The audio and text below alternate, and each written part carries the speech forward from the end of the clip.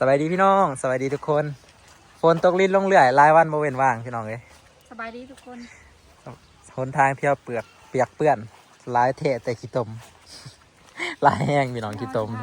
ทุกคนไปอย่างโตแต่ที่ไปใส่เมียสิพาไปหาเห็ดไปยำโตงยำตรงเนาะจากที่นี่เอง จักมือสิมาใส่บางร้านเอาเอียนกันแต่ว่าจักมือ ส่วนนี้เปื้อนนะพี่น้องไปหันมานี่ก็ยากแต่ว่าอาหารการกินก็หลายได้อุดมสมบูรณ์คนตกที่นี่กบเขียดปูปลาก็กำลังเริ่มเติบใหญ่ในช่วงนี้แหละพี่น้องเพราะว่าน้ำมันหลายปีนี้เขาว่าพ้นบอดีเขาว่าแต่ความจริงแล้วก็ดีอีหลีรอพี่น้องพ้นนะดีจะบ่จักสิว่าดีหรอตกติดต่อกันมานี่เป็นอาทิตย์แล้วคนทางนี่บอกได้เลยว่าเปื้อนแห้งพี่น้องโดยเฉพาะก็อยู่ใกล้เฮือนห่อแหละเปื้อนจนคนล่มที่ขี้ขัน ล่มแล้วแต่ว่ามันเป็นเส้นทางอันสัญจรลักแหละผู้ใดก็หลีกเว้นบ่ได้ก็ได้ลุยเปื้อนสำใดก็ถือว่าเป็นเรื่องปกติแหละจนเฮาว่าคิดว่าเป็นซีซันชีวิต จะมีบางคนมาคอมเมนต์ว่าซีซันกับซีซันโผดออก ก็แม่นแล้วพี่น้องเอ้ยมันซีซันโผดมันลำบากความว่าฝนดีนะเบิ่งน้องตัวนี้น้ำนะป๊อดแต่สิว่ามันยังพักก่อนที่เป็นยังไงมันไปน้ำมันป่องมันหากมันจะนอนมันก็เต็มน้องแล้วผักปอดกับเคี้ยวงามก็ดอกกุ้งคือสิลายเนาะมายามเบิ่งกุ้งเบิ่งปลาซิ่วแหละพี่น้องคิดว่าพอได้กินแรงอยู่ไปจัก ส่วนนี้ก็บ่ายสองบางเทื่อเด็กกินแรง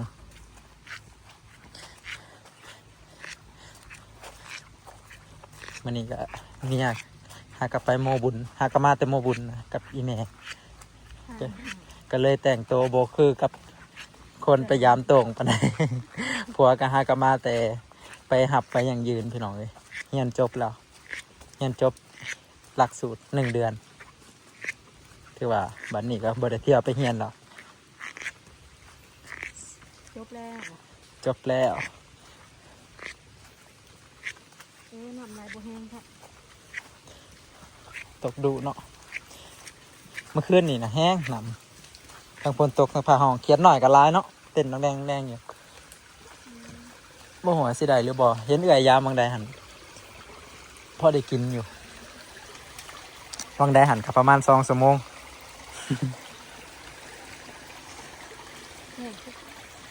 มีหอยขาดบ่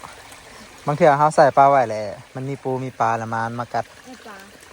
โอ้ถืออยู่ได้พี่น้องตอนนี้หน่อยก็หลักลงเนาะถ้าเท้าเอาออกนี่มันสิลงลุ่มแล้วก็มาซีดเบ็ดเอาบางอย่างนั้นสรุปปลานินนี่ตัวใหญ่เติบสรุปปลานินจะเอาขึ้นไปปล่อยน้องเทิง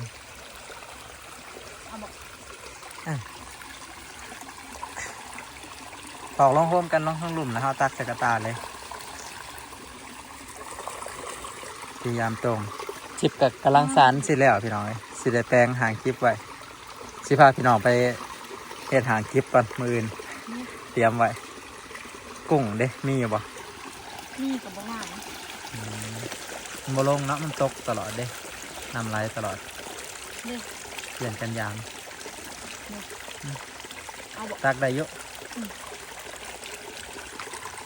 เอาเบิ่งถ้ามันบ่มีก็บกเวตาพอกินกับไปปล่อยน้องเทิง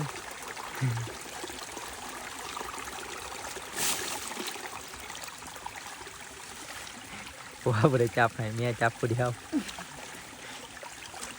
มาครับตาโอเคให้ก่อน3-5 สอนแล้วเนาะกุ้งถือ3-5 สอนบ่น้อยบ่หลายแต่ไปเยอะพอเลือกได้อยู่บ่คิดว่าคันมันบ่เป็นตาพอกะบ่เอาแต่ว่าเบิ่งคือมีอยู่แต่มันบ่ถึงขั้นว่าหลายนะแค่นี้ก็มีคือกันกุ้งมันบ่หลายตกทั่วมึงเป็นไงยากถอกเก็บเอาปะก็หน่อยแท้เมื่อแม่ปลาอะไรก็อยู่ช่องโก่งก็มีพยายามแล้วมันตกลง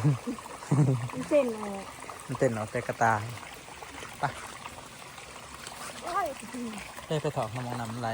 มันจังลงเลยตัวได้หาบริเก็บเอา ใช่ นี่ทางหนาจะนี่ถอกน้ำเหลือเอากุ้งเนี่ยเห็นที่แม่เราอยากไปเลี้ยงงัวแล้ว ปลาขาวอะไรอันนี้ ปลาขาวเอาไว้ ไข่ ไข่แล้วมันปลายังลงไข่อยู่ขาวปุก ท้องอ่ะ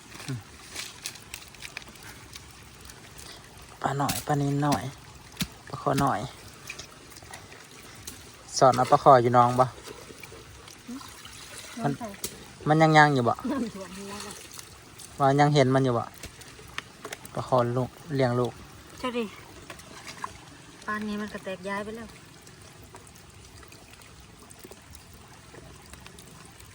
ลูกปลาขาว เอาลูกปลาคอหน่อย ลูกปลาคอใหญ่หั่นแหละหากแต่ว่ามันยังน้อยปลานินก็ตายแล้วตัวเดียวตายก็อ้อ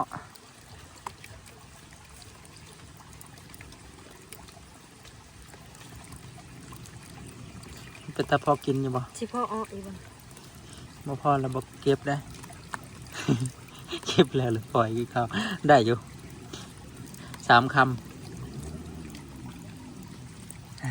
ำ จะเสียงรถคาแต่ละมือแต่ละเวนแต่เก่ามันตกแล้วมันสิแดดทิศหนึ่งแล้วตกทิศหนึ่งแล้วตกเนาะ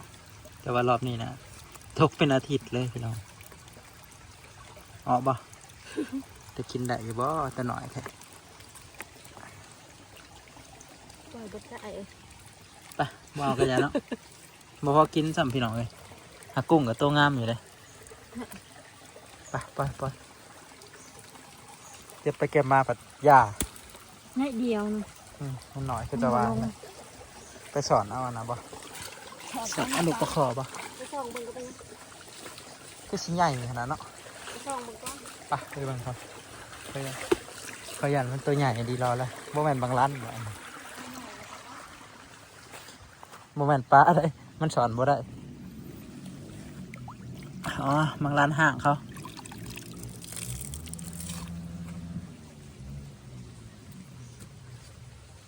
อีหยังคือแนวนี้วะบ่แม่นบางร้านเลยก็บ่แม่นบางอีหยังบางไม่บายซื่อๆ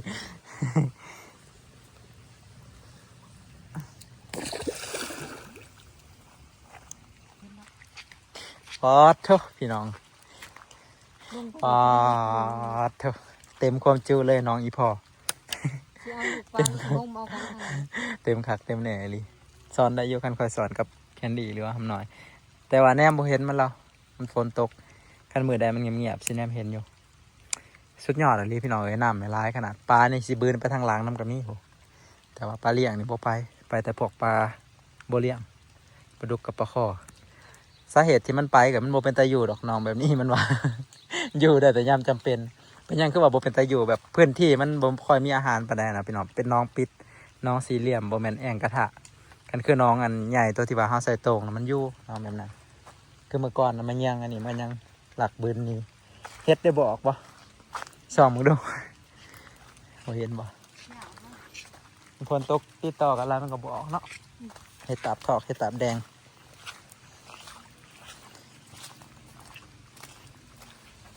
คนก็ไปที่ข้างล่างที่นี่ จะถ่วมคากะลิมีแต่ปลาและฝนตกนั่นนี่แนวกิน ได้ละปลา ล้างเลยซะ อย่าเปียกเลย ลดค่าบุญนะคะ พ่อเห็ดอยู่ได้เห็ดยังวะเอามาดู เห็ดดิน เปื่อยเนาะเห็ดกะฝนตกแล้วมันเปื่อยโอ้เปื่อยเขาเอื่อยคอยไปหาเห็ดบ่ เราออกหน้าเห็ดกิน เห็ดกินเลยนะ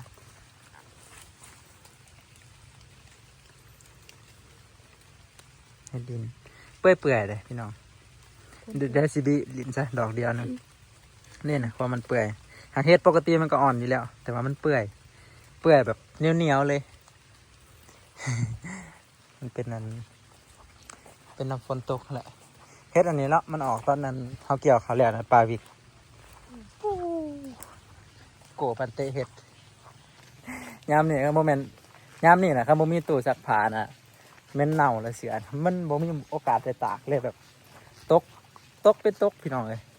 โมมีหมองตากเสื้อผ้าซ้ำอันนี้เขาปั่นแบบจะมันหมาดนะแล้วเอาไปตากอยู่ในเงื่อนกัน พอนุ่งได้บ่ได้เหม็นติ ยังมันก็ยังอยากเหม็นอยู่มันตกจนบ่มีโอกาสได้ตากเสื้อผ้าเลยนะตกแบบติดต่อกันเลยบ่เห็นแดดคันสิว่าบ่เห็นเดือนบ่เห็นตะเวนก็คือถือก็ได้พี่น้องเลยพอไปนั่นก็ได้ ไปเมื่อพี่น้องบัดนี้ เมื่อเก็บกินอยู่เฮือนแนวกินพอมีหรืออยู่เพราะว่าหาซื้อมาเมื่อวานนี่มื้ออื่นจังสิหากินเองของกินตลาดกินเฮิงแล้วกินหากินเองบัดนี้